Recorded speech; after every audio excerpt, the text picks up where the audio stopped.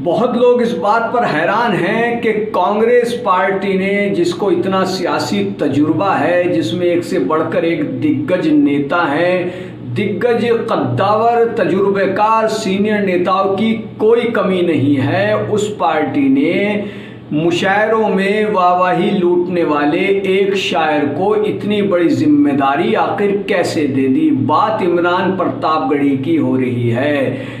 लोकप्रिय शायर इमरान प्रतापगढ़ी को कांग्रेस पार्टी ने अल्पसंख्यक विभाग का प्रमुख बनाया है और इस पर अब विरोध की आवाज़ें भी बुलंद होने लगी हैं। उनकी नियुक्ति के बाद जहां कांग्रेस के अंदर ही अंदरूनी तौर पर ये कहा जा रहा है कि आखिर एक शायर को इतना बड़ा पद कैसे दे दिया।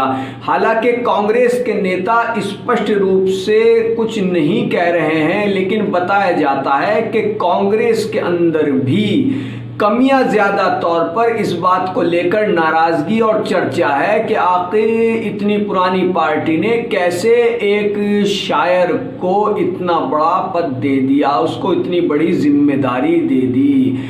अब कांग्रेस, ये तो रही कांग्रेस की अंदरूनी बात जो कि अभी स्पष्ट तौर पर सामने नहीं आई है, सिर्फ कयास आराइयाँ हैं और कुछ नेता दबी जबान में ये बात कहते नजर आते हैं कि आखिर पार्टी ने इमरान प्रतापगढ़ी के अंदर ऐसा क्या देखा कि उनको इतनी बड़ी जिम्मेदारी दे दी। बेहतर होता कि उनका चुनाव में स्टार प्रचारक के तौर पर ही इस्तेमाल किया जाता, उनको स्टार प्रचारक, क्योंकि वो पहले भी स्टार प्रचारक रह चुके हैं। हालांकि कांग्रेस ने मुरादाबाद से लोकसभा के चुनावी मैदान में इमरान प्रतापगढ़ी को उतारा था, मगर उनको शिकस्त मिली थी।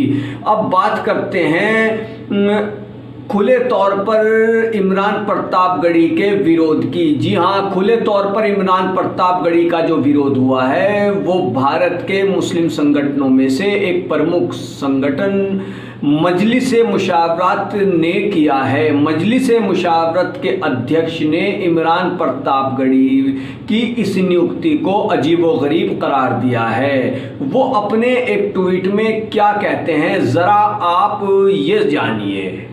मजलिस ए मुशावरत के अध्यक्ष नावेद हामिद ने कहा कि उनका किसी के खिलाफ कुछ भी व्यक्तिगत मुद्दा नहीं है, क्योंकि वह मुसलमानों सहित सभी समुदाय के बीच समझदार परिपक्व राजनीतिक नेतृत्व विकसित करने में दृढ़ विश्वास रखते हैं, यकीन रखते हैं। लेकिन एक ट्वीट में इस बड़ी संस्था, इसके अध्यक्ष नावेद हामिद क्या कहते हैं, वो कहते हैं कि अल्पसंख्यक विभाग जिसने अतीत में जाफर शरीफ, अर्जुन सिंह, AR अंतुले जैसे लोगों को देखा है, अब एक पेशेवर कवि को सौंप दिया गया है। क्या उपलब्धि है? वो सवाल उठाते हैं कि कांग्रेस अध्यक्ष राहुल गांधी और प्रियंका गांधी को सलाह देने वाले लोग लगता है कि उन्हें पार्टी के अल्पसंख्यक विभाग के नए प्रमुख के रूप में किसी अन्य मुस्लिम की तुलना में अधिक लायक मानते हैं। उन्हें लगता है कि वो अपनी शायरी से मुसलमानों को मोहित कर सकते हैं। आप ये बात भली भांति जानते हैं कि इमरान प्रतापगढ़ी एक जाने माने शायर हैं और वो जज्बाती शायरी करते हैं। हालांकि जिस तरह की भीड़ मुशायरे में उनको सुनने में जुटती है, वो भीड़ वोटों पे तब्दील नहीं हो सकी। जब मुरादाबाद से लोकसभा चुनाव के मैदान में वो उतरे तो उनको शिकस्त से रूबरू होना पड़ा।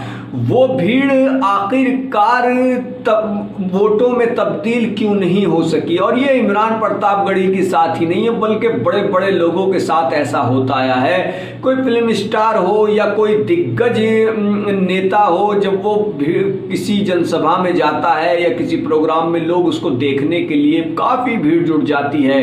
कहीं कहीं तो हज़ारों से लेकर लाखों लोग जमा हो जाते हैं, लेकिन वो भीड़ वोटों में तब्दील नहीं हो पाती। ऐसा आप भी जानते हैं। ना जाने कितने दिग्गज लोगों को करारी शिकस्त से रूबरू होना पड़ा।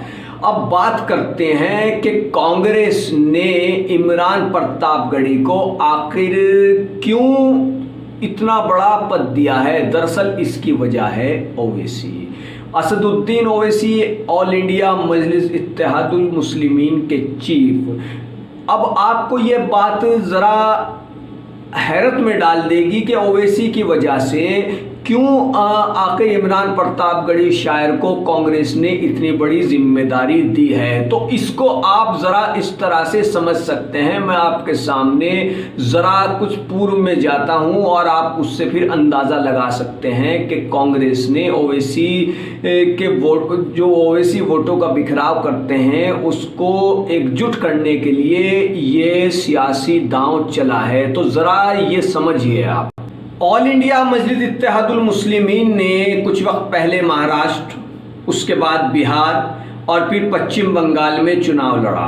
इसका नुकसान सीधे तौर पर सबसे ज़्यादा अगर किसी को उठाना पड़ा तो वो कांग्रेस को उठाना पड़ा। बिहार में तो काफ़ी नुकसान कांग्रेस को उठाना पड़ा। महाराष्ट्र में भी कांग्रेस के वोटों में एमआईएम ने सेंध लगाई।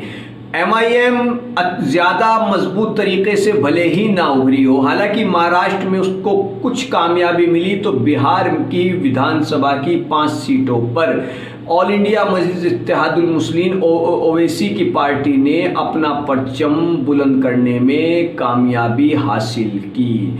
तो और यहाँ तक कि जब चुनाव हो रहे थे, तो विधानसभा चुनाव हो रहे थे, उस दौरान कांग्रेस के प्रवक्ता और दिग्गज नेता रणदीप सिंह सुरजेवाला ने ओवैसी को भाजपा का तोता करार दिया था। उन्होंने इसको लेकर कई ट्वीट किए थे और बयान भी जारी करके ओवैसी को भाजपा का तोता कहा था।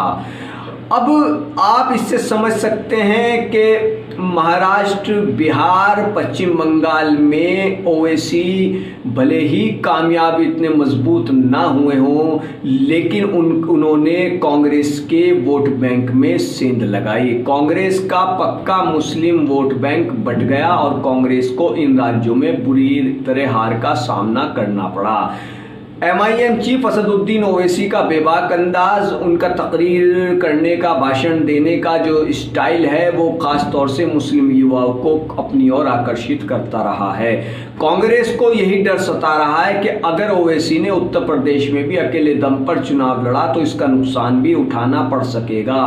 पहले से ही यूपी में मुस्लिम वोट बैंक पर समाजवादी पार्टी और बसपा अपना दावा करती आ रही है, और ये हकीकत भी है कि 1991 के बाद से मुसलमानों का सबसे ज़्यादा रुझान समाजवादी पार्टी की ओर रहा है और फिर बसपा की ओर भी होता रहा है।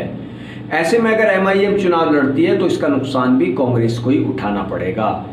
इसलिए ओवैसी के वोटों में जो बिखराव करने की नीति होती है, कहा जाता है कि अगर ओवैसी बीजेपी के इशारे पर काम करते हैं नहीं करते हैं ये तो वही जाने, लेकिन ओवैसी की वजह से जो वोटों में बिखराव की चर्चाएं आम होती हैं, उस बिखराव को रोकने के लिए ओवैसी जैसे ही जज्बाती नेता को कांग्रेस ने इतनी बड़ी जिम्मेदारी दी है। इमरान प्रतापगढ़ी जज्बाती शायर हैं और वो जब शायरी करते हैं तो जज्बाती तरीके की शायरी करते हैं, और उधर ओवैसी जज्बाती तकरीर करते हैं, जज्बाती तौर पर वो डिबेट में अपनी बात रखते हैं। तो इसका कमियां ज़्यादा तौर पर मुस्लिम युवाओं पर असर पड़ता है। वहीं इमरान प्रतापगढ़ी की शायरी भी नौजवानों पर असर करती है। तो इसलिए कांग्रेस ने ये कदम उठाया है जिसके माध्यम से वो ओवैसी जैसे नेताओं की सफलता को रोक सकती है। कांग्रेस के रणनीतिकारों का ये मानना है कि इमरान की पैठ मुस्लिम युवाओं में काफ़ी अधिक है, लोग उन्हें पसंद करते हैं, उनकी शायरी को सुनते हैं। ऐसे में ओवैसी को इमरान प्रतापगढ़ी ही टक्कर दे सकते हैं। जिस तरह से ओवैसी मोदी सरकार के खिलाफ अपने आक्रामक बयानों से मुस्लिम युवाओं को आकर्षित करते रहे हैं, ठीक उसी तरह इमरान भी शायराना अंदाज में मोदी या बीजेपी का विरोध करके युवाओं को कमियां ज़्यादा तौर पर अपनी ओर खींचते रहे हैं। और इमरान प्रतापगढ़ी जहां भी जाते हैं वहां पर उनको युवा काफ़ी दिलचस्पी के साथ सुनते हैं, वो मुशायरा हो या कोई चुनावी जनसभा। तो ऐसे में इमरान प्रतापगढ़ी को ये जिम्मेदारी देकर कांग्रेस ने साफ कर दिया है कि वो ओवैसी के वोटों के बिखराव को रोकने के लिए पूरी तरह से तैयारी कर चुकी है। और इमरान प्रतापगढ़ी की आपको बात बता दें तो इमरान प्रतापगढ़ी कांग्रेस के लिए स्टार प्रचारक की भूमिका निभा चुके हैं। इमरान ने इलाहाबाद यूनिवर्सिटी से एमए की डिग्री हासिल की है। उनका राजनीतिक सफर 2019 में शुरू हुआ, जब कांग्रेस ने उन्हें मुरादाबाद लोकसभा सीट से अपना प्रत्याशी बनाया था।